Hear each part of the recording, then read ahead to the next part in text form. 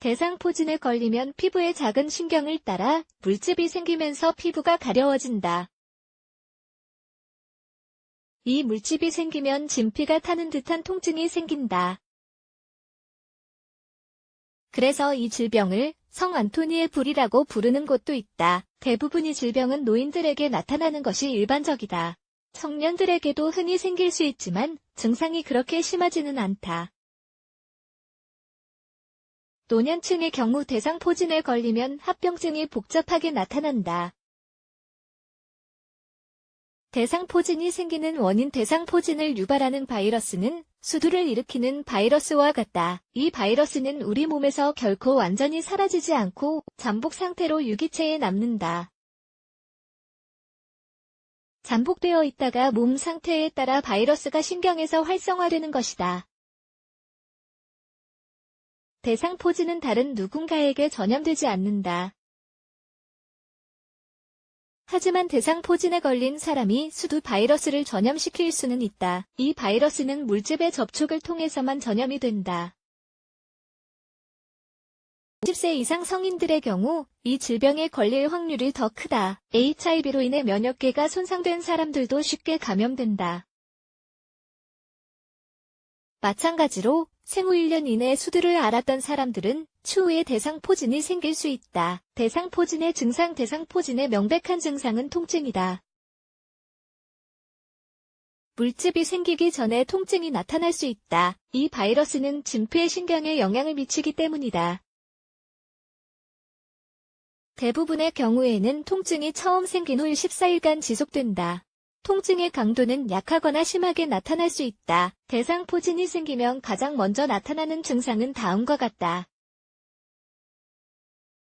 가려움증 간질 따끔거림 국소 통증 초기 단계에서는 아래의 증상이 생길 수 있다. 발열 두통 및 몸살 같은 불편함, 위장장애 대상포진의 주요 증상은 물집이 생기는 것이다. 처음에는 크기가 작지만 시간이 지나면서 커지고 다른 물집과 결합되어 큰 염증으로 나타날 수도 있다. 일반적으로 이 염증은 3-5일 동안 더 커진다. 그리고 그 이후에는 딱지가 생긴다. 바이러스가 머리 쪽 신경에 감염되면 시력이나 청력에 문제가 생길 수도 있다. 그리고 하악신경에 영향을 미치면 구강 내 혀나 인후에 병변이 생길 수 있다. 흔한 경우는 아니지만 미각을 잃게 되는 경우도 있다. 대상포진 진단 및 합병증 임상 기록을 고려하여 신체 검사를 해보면 대상포진인지 아닌지에 대한 진단을 할 수 있다. 대상포진인지 아닌지 불확실한 경우에는 병변의 피부 세포를 샘플로 조금 채취하여 검사를 실시한다. 혈액 검사도 진단을 할 수 있는 방법이다. 하지만 신경계가 손상된 경우에는 요추천자 검사만으로 진단이 가능하다. 비정형의 경우에는 물집 안에 액체를 긁어 장크 스미어 피부 검사를 해야 한다. 대상포진의 가장 심각한 합병증이자 가장 흔하게 생기는 질병은 대상포진 후 신경통이다. 대상포진 환자의 50%에게 신경통이 생긴다. 환자들은 이를 따갑고 견딜 수 없는 통증이라고 묘사한다. 그리고 심한 경우에는 환자를 완전히 무력한 상태로 만들 수 있다.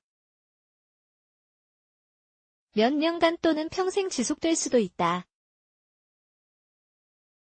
대상포진이 눈 주변에 생기면 시력 문제가 생길 위험도 있다. 많은 경우 꽤 심하게 나타난다. 셀룰라이트나 농가진처럼 피부에도 감염이 될 수 있다. 이러한 포진이 수막염을 일으키는 경우도 있다.